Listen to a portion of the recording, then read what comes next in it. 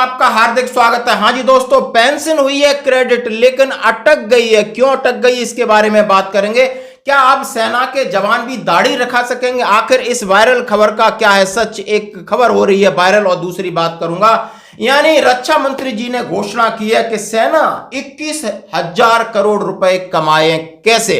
और सबसे पहले एक झलक देखते हैं इन्फेंट्री सेक्शन की, हमारे उन जवानों की। जेसीओ जहां पर कमांडर होता है, ट्वाइसी होता है और जवान होते हैं, एक इन्फेंट्री बटालियन का सेक्शन, उसके ऊपर क्या हथियार है, नया क्या है इसमें देखिए। जैसे एक तस्वीर वायरल हो रही है, सॉलिड बैटल राइफल है उनके पास, एक्सीलेंट सपोर्ट सिस्टम है, uniform camouflage and gear, body worn camera with section commander and two I C और same calibre MG and rifles machine guns. और उनका है good to have helmets and bullet proof jacket. बहुत अच्छी खबर है, मैं आपके साथ शेयर की। अब आइए बात मेन खबर की चलते हैं।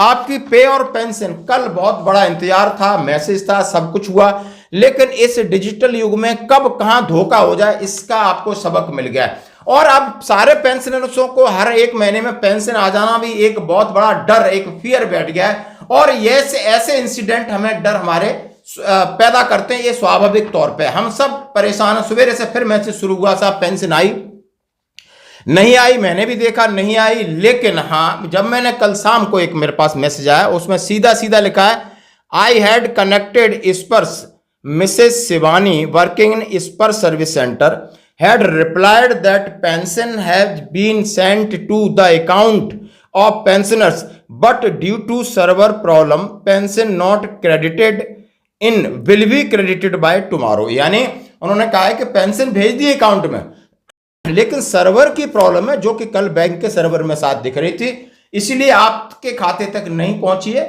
और इसीलिए घबराएं नहीं, आज आपकी पेंशन आपके खाते में जरूर आएगी।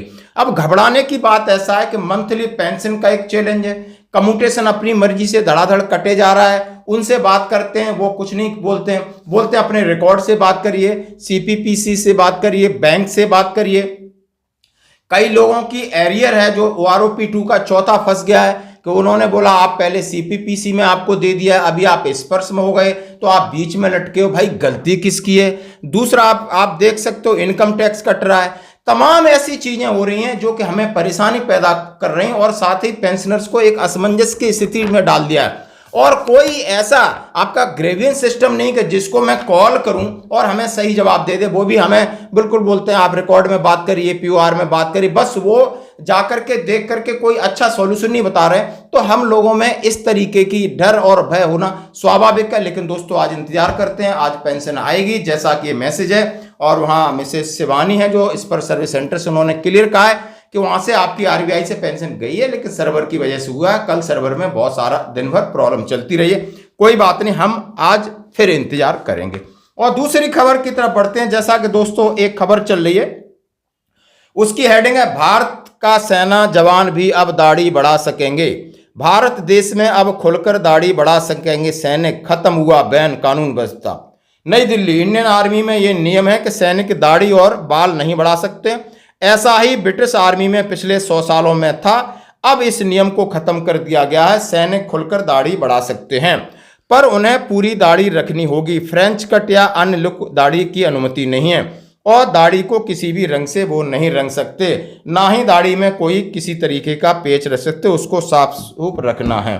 और ये खबर निकल के आई, डेस्क फिल्मों में देखा होगा कि बहुत सारे सैनिक जंग के मैदान में दाढ़ी रखते हैं। तो जो अंग्रेज हैं, अब अंग्रेजों ने हमारे ऊपर हुकूमत की, हमारे लिए नियम बना गया था कि आपके कितने बड़े हेयर कट होगी, कितनी छोटी होगी, आपने कितनी दाढ़ी रखनी है, तो किसी ओकेजन पर परमिशन लेनी हो। लेकिन ये अंग्रेजी विरासत है, अंग्रेजी नियम अंग्रेजों ने अपनी सेना में खत्म किए हैं कि 100 साल से अब वहां भी उनके सैनिक दाढ़ी रख सकते हैं। जैसा कि आप देख रहे हो इंटरनेशनल में जाओ, हर एक सैनिक अपने अपने लोक रीति अपने अपने स्टाइल से दाढ़ी रख रहा है, लेकिन उन्होंने ये नियम बनाया।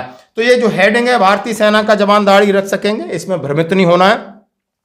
ये ब्रिटिश आर्मी के लिए जो मैं आपके साथ शेयर कर रहा हूं दोस्तों। अब बढ़ते हैं अगली खबर की तरफ। अगली खबर है दोस्तों, जैसा हमने कहा कि पहली बार ये बहुत सराहनीय कदम है, भारत का रक्षा निर्यात वित्त वर्ष 2023-24 में 21,083 करोड़ रुपए के रिकॉर्ड स्तर पर पहली बार, इसको बोलते हैं मेक इन इंडिया। और जबरदस्त चीज है दोस्तों, ये बहुत समझने वाली चीज है।